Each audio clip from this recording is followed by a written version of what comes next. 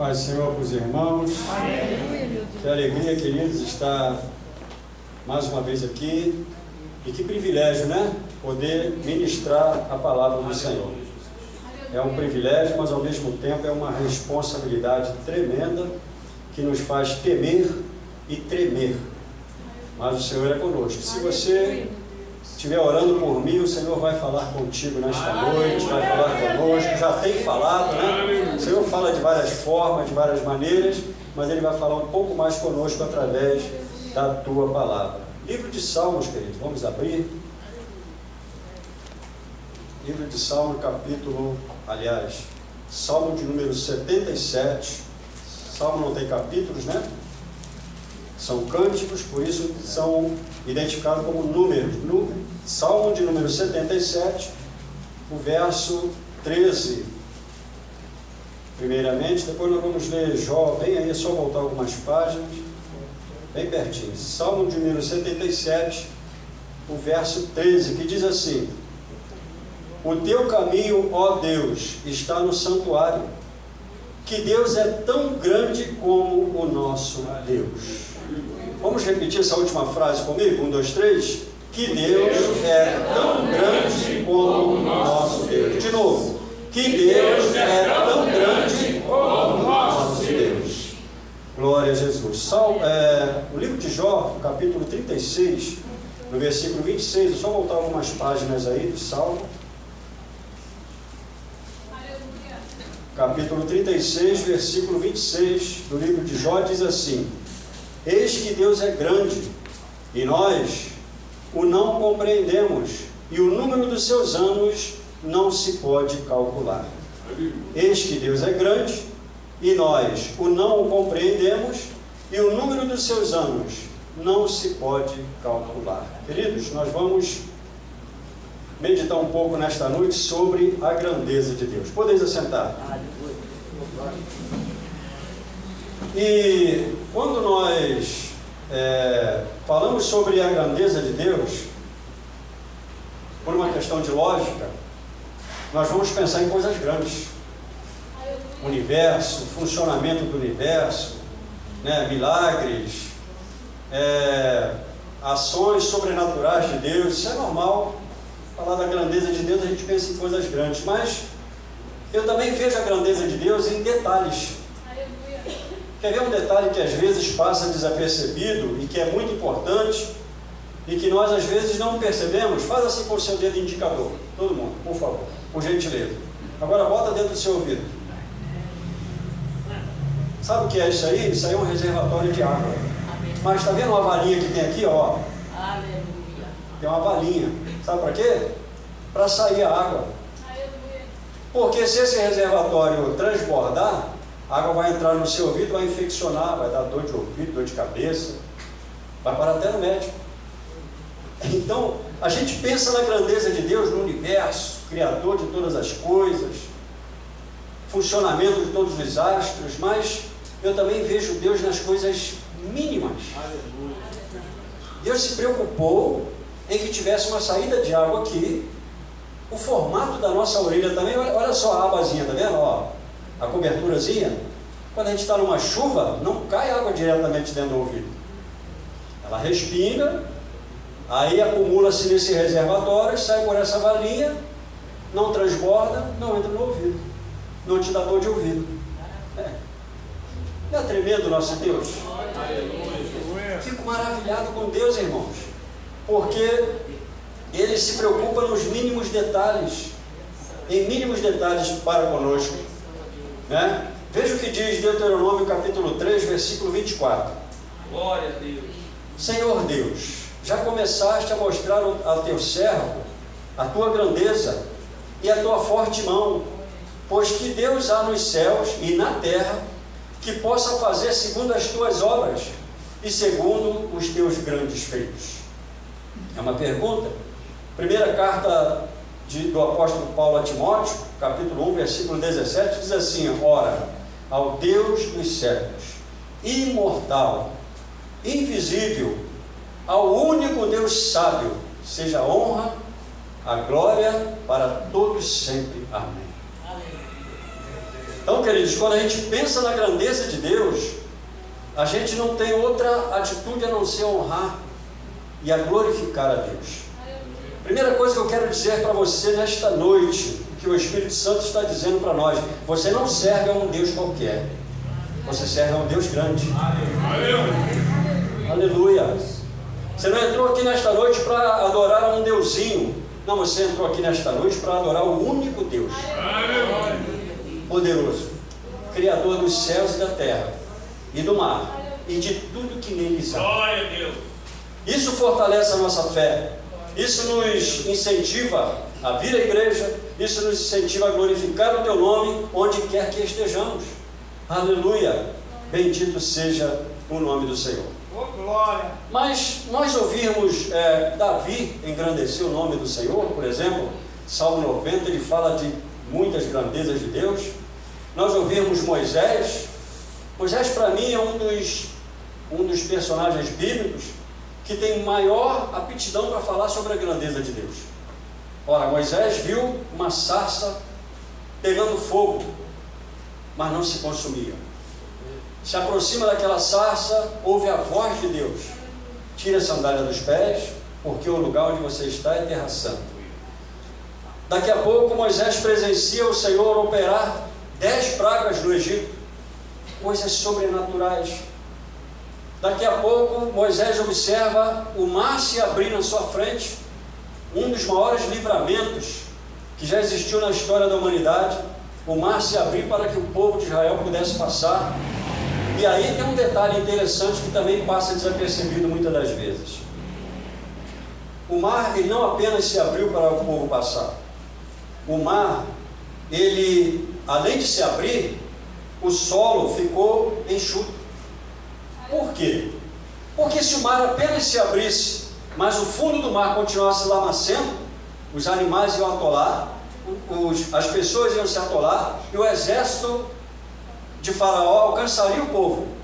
Mas o mar se abriu e a terra se tornou firme, para que eles pudessem correr. Os filmes mostram até poeira, né? Não sei se tinha poeira, mas é possível, porque a terra ficou firme para que o povo passasse. Queridos, Deus, quando dá a bênção, Ele dá a bênção completa. O livramento que Ele tem nos dado é um livramento completo. Cada um de nós aqui fôssemos escrever um livro sobre os livramentos, meu livro talvez ficaria dessa altura assim, porque é muito livramento. Mas não é um livramento pela metade, é um livramento da altura do Deus que nós servimos. É um grande livramento, porque o Deus que está nos livrando é um Deus grande. Aleluia, bendito seja o nome do Senhor. O que confirma isso que acabei de falar a respeito da travessia do Mar Vermelho está em Êxodo 14, versículos 21 e 22, que diz assim, ó: então Moisés estendeu a sua mão sobre o mar, e o Senhor fez retirar o mar por um vento forte oriental toda aquela noite, e o mar tornou-se em seco, está escrito aqui, e as águas foram partidas. O versículo 22, e os filhos de Israel entraram pelo meio do mar em seco, e as águas foram-lhes como um muro à direita e um muro à esquerda. Bendito seja Deus. Isaías capítulo 40, no versículo 12, diz algo tremendo sobre o Senhor. Diz assim, ó: quem mediu na concha sua mão as águas, e tomou a medida dos céus aos palmos, e recolheu numa medida o pó da terra, e pesou os montes com o peso e os outeiros. Quem já fez isso?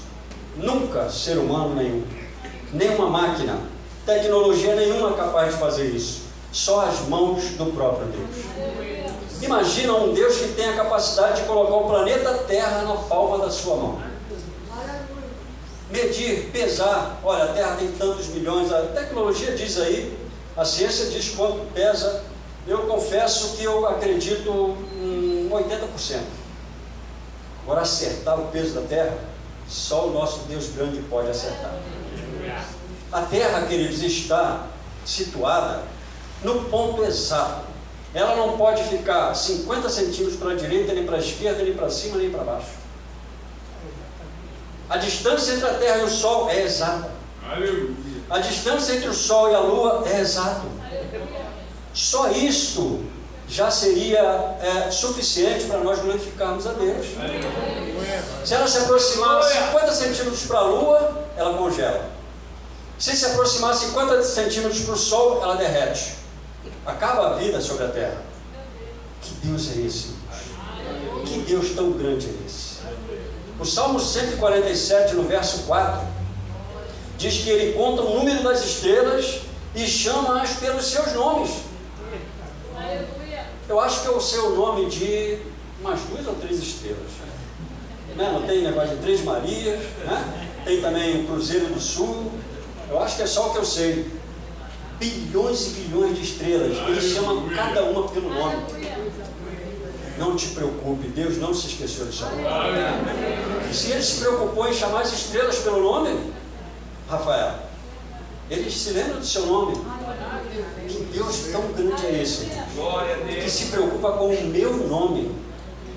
Agora, interessante é que meus pais me deram um nome, mas esse nome que meus pais me deram não vai servir para eu entrar no céu, porque lá em Apocalipse diz que nós vamos receber um novo nome, escrito numa pedra. Só eu e ele saberemos que nome é esse. Ninguém vai saber. Então ele me chama por Antônio Carlos até a minha partida, porque na hora de eu entrar no céu, meu nome será outro. Qual será esse? Deus grande é esse, que se preocupa com o nome de cada um, que se preocupa com a vida de cada um, que se preocupa conosco nos mínimos detalhes. Deus. Aleluia. O verso 5 do Salmo 147 diz: grande é o nosso Senhor e de grande poder, o seu entendimento é infinito. Glória a Deus, bendito seja Deus. Quem sabe, queridos, entrou alguém aqui nesta noite abatido, desanimados, não fique preocupado, porque isso é inerente ao ser humano. Quem nunca na caminhada não teve pensando assim: será que eu estou fazendo as coisas certas? Será que eu estou no caminho certo? Me parece que Deus se esqueceu de mim. Meus queridos irmãos, nós servimos um Deus grandioso, Criador do universo, mas que se preocupa com cada pensamento seu. O apóstolo Paulo disse na carta aos Coríntios que aquilo que não chegou os olhos não viram, o ouvido não ouviu, não chegou ao coração do homem, é o que Deus tem preparado para aqueles que o amam. Deus não está preparando qualquer coisinha para você, não. Deus está preparando uma morada eterna ao seu lado. Bendito seja Deus. Vale a pena servir a Deus. Vale a pena servir ao Senhor. Bendito seja Deus. Glória a Jesus. Mas existem coisas que nos deixam perplexos, porque, como eu vinha dizendo, você ouvir Jó falar das grandezas de Deus, você ouvir Davi, Moisés e uma série de profetas, servos do Senhor. Agora, nós encontramos na Bíblia pessoas que nunca procuraram saber de Deus, que não confiavam em Deus, que nem acreditavam em Deus, tendo que afirmar que esse Deus dos crentes, esse Deus do povo de Israel, é o único Deus verdadeiro. Isso é tremendo, irmãos. Tremendo. Porque ainda hoje nós encontramos pessoas, e às vezes eu fico perplexo, como pessoas que estão há tantos anos na igreja, pessoas que servem a Deus há tantos anos, ainda não conseguem entender a grandeza de Deus. Não conseguem entender o quanto Ele merece toda a honra, glória e louvor. Aleluia! Na verdade, pessoas apáticas, pessoas que não procuram se aprofundar na palavra, pessoas que não procuram buscar a presença de Deus, para que possa entender a enormidade, a grandeza desse Deus. Aleluia. E aí, eu às vezes fico imaginando, nós aqui em pé, glorificando, adorando a Deus, mas um ou outro disperso, pensamento longe, e alguém passando ali fora: nossa, que culto abençoado. Uma pessoa que está indo para o botequim, ou que está chegando de uma festa, de repente embriagado. Mas Jesus falou uma coisa muito interessante quando Ele estava entrando em Jerusalém, na sua entrada triunfal. Ele disse, as pessoas estavam ovacionando, glorificando a Ele, e alguém advertia essa multidão, e Ele disse: olha, Se esses se calarem, as pedras clamarão. Portanto, queridos, não foram as pedras chamadas para glorificar a Deus, foi você que foi chamado para glorificar a Deus. Fomos nós que fomos chamados. Não permita que as pedras clamem. Não permita que um ímpio te repreenda. Eu já fui repreendido por um ímpio, isso não é vergonha não. No início da minha caminhada, passei vergonha, mas eu glorifiquei a Deus e glorifico até hoje. Porque Deus, quando quer usar, Ele usa uma criança. Ele usa quem Ele quiser para nos repreender. Mas a Bíblia diz que Deus repreende e açoita quem ama. Se eu estivesse indo abismo afora, né? A passos largos para o abismo, e Deus não fizesse nada, Ele não estaria demonstrando por mim amor. Mas o Senhor nos repreende. O Senhor nos açoita até se for necessário, porque Ele nos ama. A primeira pessoa que não conhecia a Deus, mas sabia muito mais de Deus do que muitos crentes, era Raabe. Você lembra de Raabe? Raabe, quando soube que o povo de Israel estava entrando em Jericó, ela clamou, ela guardou os espias e disse para eles: olha, vamos fazer um pacto. Vamos fazer um pacto. Eu protejo vocês aqui, eu arrumo uma forma de vocês fugirem, mas quando vocês invadirem, livra a minha casa. Ela sabia que o Deus que estava entrando em Jericó, ninguém podia com ele. E tem gente que não sabe disso. Tem gente na igreja que não sabe disso. Raabe, ela tanto sabia da fama do Deus de Israel, como ela sabia da capacidade dele de livrar. Então ela falou assim: vamos fazer um pacto? Vamos. Quando vocês entrarem para destruir a cidade, mantenha minha casinha de pé. Mantenha minha casinha de pé, porque eu sei que o Deus de vocês é um Deus terrível e que não perde batalha. Eu ouvi falar que Ele livrou vocês no Egito. Eu ouvi dizer que Ele abriu o mar vermelho. Então faz o seguinte: quando vocês vierem, não temos chance. Para nós não tem saída. Mas livra a minha casa. E aí, do versículo 14 ao 18 acontece o pacto, né? Aí eles fazem o pacto. Olha, faz o seguinte: se vocês se mantiverem dentro de casa e se tiverem um fio de escarlate na janela, esse será o sinal que essa é a sua casa. Então, preste atenção na recomendação dos espias: não saia de casa e mantenha o fio de escarlate, o tecido, né, de escarlate, o manto de escarlate na sua janela. Queridos, o segredo para nós, né, da nossa vitória é nós não sairmos da casa, é nós estarmos dentro da casa do Senhor. Primeiro. O segundo segredo: manter a comunhão com o sangue do Cordeiro. Manter a comunhão com Deus. Se nós fizermos isso, não se preocupe. Não se preocupe, porque o Senhor, o livramento do Senhor será certo. Glória a Deus. Porque nós servimos a um Deus de aliança. Às vezes, a aliança pode até ser cortada do lado humano, mas do lado de Deus não, porque a Bíblia diz que Ele é o mesmo ontem, hoje e eternamente. A aliança que nós fizemos com Deus e Ele conosco, ela estará de pé, porque a Bíblia diz que ainda que sejamos infiéis, Deus permanece fiel. É muito bom você saber que você pertence, que você serve a um Deus fiel. Glória a Deus. Deus é um Deus de aliança. Um outro personagem que não conhecia Deus, zombava de Deus, não queria saber de Deus, mandou até fazer uma estátua para ser adorada, Nabucodonosor. Só que Sadraque, Mesaque e Abednego não se dobraram diante daquela estátua, quando ele decretou que todos deveriam se dobrar diante daquela estátua. E aí ele disse assim: bom, já que vocês não se dobram por bem, vocês vão se dobrarem por mal. Aquece a fornalha 7 vezes, jogam os 3 lá dentro, e daqui a pouco essas pessoas estão espantadas porque ele jogou 3, mas tinha 4. E o quarto homem da fornalha parecia-se com o Filho dos deuses. Queridos, a aliança de Deus, se nós formos parar na fornalha, Ele entra conosco. Aleluia. E aí, Depois daquilo, tem mais um detalhe interessante ali, não sei se os irmãos já prestaram atenção, que aqueles 3 jovens, o texto diz claramente que eles foram jogados de pés e mãos amarradas. Só que agora, além de ter um quarto homem lá dentro, eles passeiam para lá e para cá. Como é que a pessoa, as mãos amarradas ainda vai, né? Como é que a pessoa com os pés amarrados vai passear para lá e para cá?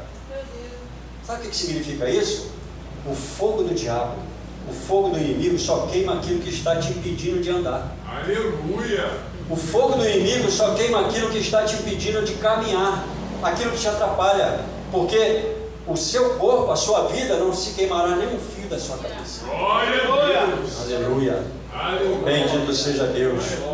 Mas depois, ele pega e edita um outro decreto, uma conspiração, e aí Daniel vai parar na cova dos leões. Depois de tudo aquilo que os irmãos já conhecem, ele edita um outro decreto. Olha, primeiro ele decretou, a partir de hoje, em toda a Babilônia e em todas as províncias, adoraremos ao Deus de Sadraque, Mesaque e Abednego. Mais um ímpio, afirmando o poder do Deus de Israel. Aí daqui a pouco ele edita um outro decreto, a partir de agora, em toda a Babilônia, em todas as províncias, adoraremos ao Deus de Daniel. Só se pode adorar o Deus de Daniel, porque esse é o verdadeiro Deus. Então, queridos, se nós vemos ímpios adorando e afirmando o poder do nosso Deus, que Ele é grande, imagina cada um de nós, que somos livres todos os dias, que envia providência. Todas as vezes que eu estou aqui, trazendo os quilos aqui, eu me lembro de quantas vezes eu precisei de quilos na igreja. Deus é justo, Deus é fiel. Você dá hoje, amanhã você está precisando. Você está precisando nesse momento, amanhã depois você vai estar em condições de estar trazendo os quilos aqui. Então, queridos, nós servimos a um Deus fiel. Bendito seja o nome do Senhor. Mas, apesar de ser um Deus grande, todo poderoso, Ele também é um Deus pessoal. E como um Deus pessoal, Ele possui atributos comunicáveis e atributos incomunicáveis. O que é um atributo? É um conjunto daquilo que pertence ao caráter de Deus. Então, os primeiros atributos são incomunicáveis, porque a Bíblia diz que Deus não divide sua glória com ninguém. Quais são os atributos incomunicáveis? Onipotência, onipresença, onisciência, imutabilidade e eternidade. O ser humano ele é eterno no sentido de princípio. No momento em que fomos concebidos, nós passamos a existir. Dali para frente nós somos eternos.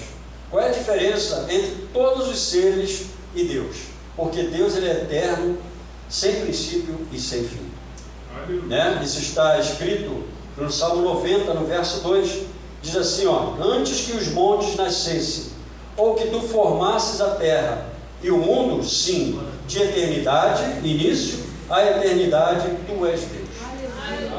Então, os atributos incomunicáveis de Deus, só Ele possui: onipresença, onipotência, onisciência, imutabilidade e eternidade. Mas os atributos comunicáveis de Deus, porque a Bíblia diz que nós somos imagem e semelhança de Deus. Como imagem, nós somos o retrato de Deus. Como semelhança, nós somos herdeiros dos seus atributos pessoais, que é bondade, longanimidade, amor, justiça, retidão, santidade e muitos outros, né? A Bíblia diz assim, o Senhor nos aconselhando, né? Sede santo porque eu sou santo, mas isso não é uma ameaça não, queridos. Isso é um privilégio. Santidade é você ser parecido com aquele Deus que te chamou. Ser santo é você se parecer com o Deus que te criou. Tem pessoas que pensam que santidade é uma ameaça. Ser de santo porque eu sou santo. Sem santidade ninguém verá a Deus. Ver a Deus é um privilégio, não é uma ameaça. Então nós não podemos ter isso como uma ameaça, mas sim como um privilégio. Bendito seja o nome do Senhor. Mas esse Deus que é tão grande, que se preocupa com mínimos detalhes, esse Deus que é pessoal, agora ele desce mais um pouquinho ainda. Ele encarna e e vem viver no meio de nós. João capítulo 1, versículo 1, a partir do versículo 1 diz assim, ó: no princípio era o verbo, e o verbo estava com Deus, e o verbo era Deus. Ele estava no princípio com Deus.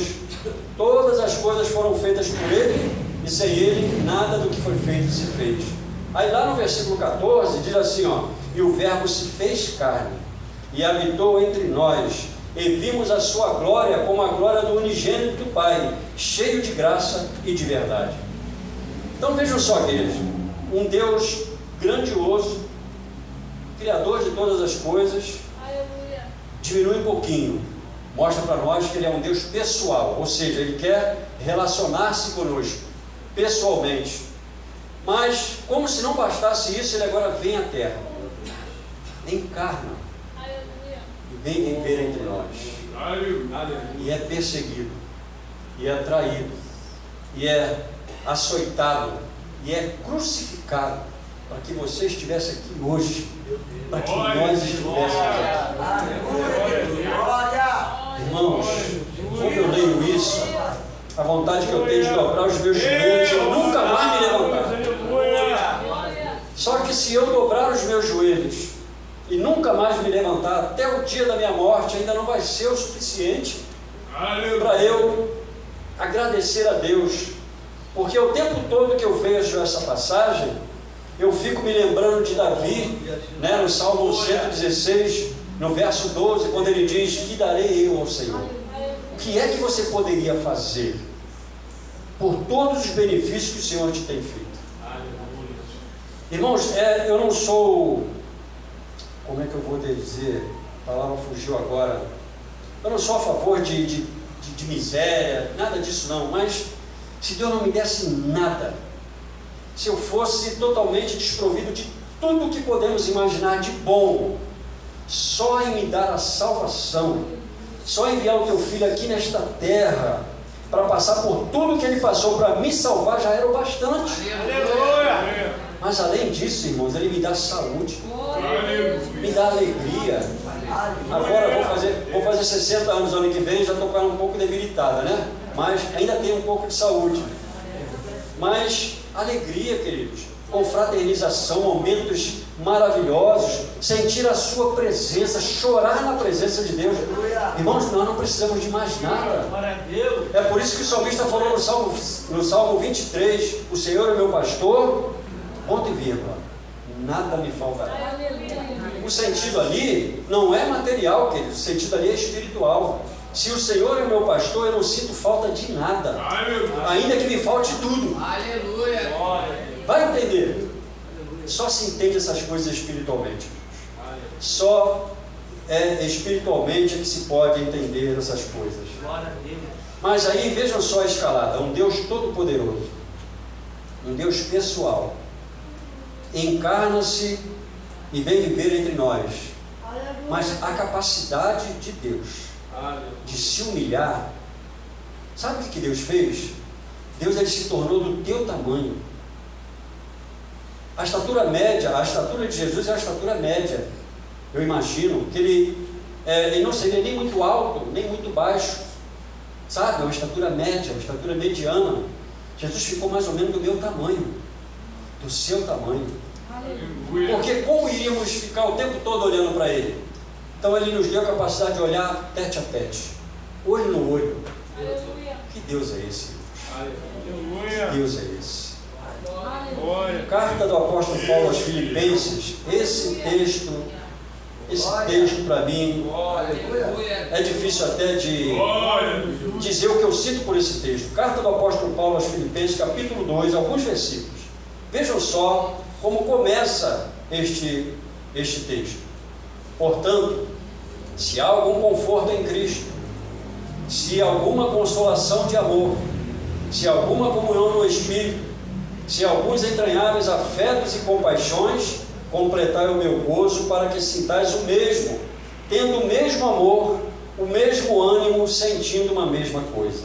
Versículo 3: nada façais por contenda ou por vanglória, mas por humildade. Cada um considere os outros superiores a si mesmo. Como é difícil isso aqui. A gente faz qualquer coisinha bem, né? Meu irmão, ele até canta bem, mas, sabe, ele até coloca uma cerâmica bem, mas eu estava vendo esses dias, o Romário, né? Romário sempre foi muito vaidoso, né? Aí o rapaz estava entrevistando ele, todos os nomes que falava, grandes nomes do futebol, e fulano, sou mais eu. E fulano, os 10, sou mais eu. E fulano, fazia gol, mas eu sou mais eu. Como é que uma pessoa dessa vai considerar o próximo superior? Mas aqui na casa de Deus, por melhor que você faça, você tem que considerar o seu irmão superior a você. Aleluia! Aleluia! Glória. E o versículo 4: não atente cada um para o que é propriamente seu, mas cada qual para o que é dos outros. Meu Deus do céu, o negócio está apertando. E o versículo 5: de sorte que acha em vós o mesmo sentimento que houve em Cristo Jesus. Deus tem misericórdia de nós, que sendo em forma de Deus, não teve por usurpação ser igual a Deus, mas esvaziou-se a si mesmo, tomando a forma de servo, fazendo-se semelhante aos homens, e achado na forma de homem, humilhou-se a si mesmo, sendo obediente até a morte, e morte de cruz. Irmãos, isso aqui é demais para a nossa mente. Como entender isso? Jesus, ele poderia resolver tudo assim, ó. O pai falou, ele falou ao pai, né? Se for possível, passa de mim esse cálice. Aí o pai ficou em silêncio. Ele poderia, não, vamos fazer o seguinte, vamos dar mais um tempo, vamos pensar um pouco mais. Olha, eu não vou fazer esse projeto, eu não vou continuar o projeto. Mas não, ele diz: todavia seja feita a sua vontade. Aleluia. E a Bíblia diz que o Senhor escolheu moer o seu filho, sacrificar o seu filho. Não fique vaidoso não, irmãos, mas nós somos tão importantes que o Filho de Deus veio aqui para ser humilhado, para ser moído, para que nós estivéssemos vida e vida em abundância. Glória a Deus. Que homem é esse? Aleluia. Extraordinário. Que homem é esse? Que capacidade é essa? Irmãos, Augusto Cury é um psicanalista brasileiro reconhecido mundialmente, tem inúmeros, dezenas de livros escritos, traduzido em vários idiomas, e ele mesmo se diz que, ele mesmo fala sobre si, dizendo que ele foi um dos maiores ateus, um dos ateus mais ferrenhos que já pisou sobre essa terra. Mas teve um dia que ele resolveu estudar mentes brilhantes. Eu vou estudar esses camaradas para ver o que é que tinha na mente deles, como é que eles se desenvolveram, como é que eles se tornaram pessoas tão célebres, conhecidas no mundo inteiro, reconhecidas mundialmente. E ele começou a estudar Sócrates, Platão, Freud, Chaplin. Aliás, de Chaplin tem até um negócio interessante, que Chaplin falou assim para Einstein, né? Aliás, Einstein falou assim para Chaplin: tem uma coisa que eu te admiro, que você não fala uma só palavra e todo mundo te entende. Aí Chaplin disse assim para Einstein: mas a sua arte, a sua glória é maior ainda, porque você fala muito e ninguém te entende, mesmo assim você conhece reconhecimento mundial. Então foi essas mentes que Augusto Cury começou a estudar, né? Chaplin, Darwin, Einstein e Campbell e por aí afora. Mas um dia ele resolveu estudar a mente de Cristo. Aí a coisa ficou estreita para o lado dele, porque ele não teve outra atitude senão a se converter a Cristo. Ele disse que não se converteu ao cristianismo, se converteu a Cristo. Uma mente daquela, não sei o que ele está querendo dizer com isso, mas ele se converteu a Cristo, porque ele, como psicanalista, conhece bem a mente, as emoções humanas, e ele, quando estudou a mente de Cristo, ele disse o seguinte, que o ser humano, ele quando se depara com um traidor, ele tem duas atitudes, dois gatilhos que a sua mente dispara. O primeiro gatilho, quando você se depara com um traidor, é você agredi-lo, ou fisicamente, ou com palavras. Mas Jesus estava no Getsemane, próximo a ser crucificado. Durante todo o seu ministério, ele foi roubado e traído por Judas. Judas chega no Getsemane. Jesus não o agride nem fisicamente, nem com palavras, e nem disparou o segundo gatilho, que é você se retrair. Você, quando se depara com um traidor, ou você agride ou você se retrai, você não quer ficar na presença dele, você sai do ambiente. Jesus não fez nenhuma dessas duas coisas. Ele veio, beijou Jesus, um beijo de traição, e Jesus o chamou de amigo. Jesus o exaltou. Então ele falou que quando estudou isso, ele ficou estarrecido, perplexo, que homem é este? E ele teceu uma frase que diz assim, nunca um homem tão grande se tornou tão pequeno para que os pequenos se tornassem grandes. Nunca um homem tão grande se tornou tão pequeno para que os pequenos se tornassem grandes. Nunca na história da humanidade, nem um homem tão grande veio a essa terra e moveu uma vírgula por você nem por mim, mas Jesus, o Filho de Deus, veio. Aleluia! Glória a Deus! Glória a Deus! Glória a Deus! Aleluia!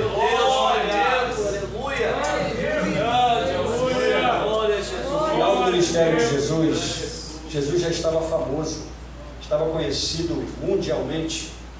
Qualquer pessoa famosa, ela quer para si reverência, ela quer para si elogios, mas Jesus, surpreendentemente, já famoso, orientando seus discípulos, instruindo seus discípulos, surpreendentemente, ele passa a mão numa bacia, joga uma toalha nas suas costas e vai lavar os pés dos seus discípulos. Aleluia, Deus Santo. Uma pessoa famosa, ela não tem capacidade, muitas das vezes, de ter elogios, reverências de pessoas de longe, mas aqueles que o rodeiam, eles quase que exigem reverência, respeito, uma distância. Uma vez eu estava fazendo um trabalho, não sei se eu já falei aqui, numa parte hotel, na casa do presidente das organizações Bradesco. Aí, quem estava mediando o trabalho era o engenheiro. Então, o que acontecia? Eu estava colocando uma banca de granito aqui, ele estava lá, o engenheiro aqui.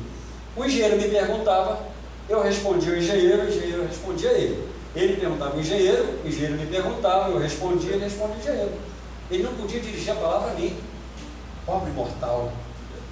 Eu saí aquele dia daquela obra com pena dele. Falei, Senhor, tenha misericórdia desse homem. Se ele soubesse as palavras que eu tenho para ele, palavras de vida, palavras de vida eterna, extraídas da palavra de Deus, mas ele não podia dirigir a palavra a mim. Está entendendo? Então, pessoas famosas, pessoas de alto gabarito, elas têm condições de exigir reverência e elogio de pessoas que estão próximas. Então, o mínimo que Jesus deveria, humanamente falando, exigir dos seus discípulos era reverência. Reverência, uma certa distância, respeito.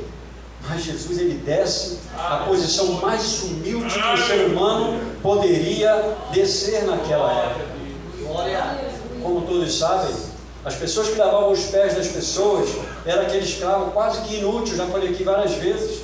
Não aprendeu a ler, escrever, a contar, não aprendeu nada. A única coisa que restou para ele foi lavar os pés das pessoas. É essa posição que Jesus desce, por sua causa, por minha causa, por causa dos discípulos, por causa da humanidade. Vamos colocar em pé, queridos. Vamos agradecer a esse Deus. Que Deus grande é esse? Que Deus grande é esse que se preocupa contigo, que se preocupa comigo numa época em que nós nem queríamos saber. Quantos anos nós nem estávamos aí para Deus, mas Deus estava aí para nós. Ele estava nos chamando pelo nome. Quantas vezes Deus me chamou pelo nome dentro de um baile, dentro de uma discoteca, dentro do meu trabalho? Quantas vezes Deus usou uma criança, uma situação? Antônio Carlos, preste atenção. E eu não queria nem saber de Deus. E Ele já tinha vindo, já tinha morrido por mim. Feche os teus olhos. Deus, eu te agradeço, Pai. Nós somos indignos, Senhor. Aleluia. Nós somos indignos. mas o Senhor nos tornou dignos. Glória a Deus. Que capacidade é essa, Senhor, de descer a esta terra? Aleluia. De pisar no chão que eu piso, Senhor. De me fazer ouvir a tua voz. Quantas vezes à beira da morte, Senhor, o Senhor me livrou. Obrigado por livrar a minha família. Obrigado por esta igreja, Senhor. Obrigado por este ministério, Pai. Muito obrigado, Senhor. Quem sou eu, Pai, para o Senhor se lembrar de mim? Quem somos nós para o Senhor se lembrar de cada um de nós? Quem somos nós para que o Senhor nos chame pelo nome? Oh, meu Deus! Aleluia! Aleluia, aleluia! Oh, Deus, muito obrigado. Muito obrigado, Espírito Santo.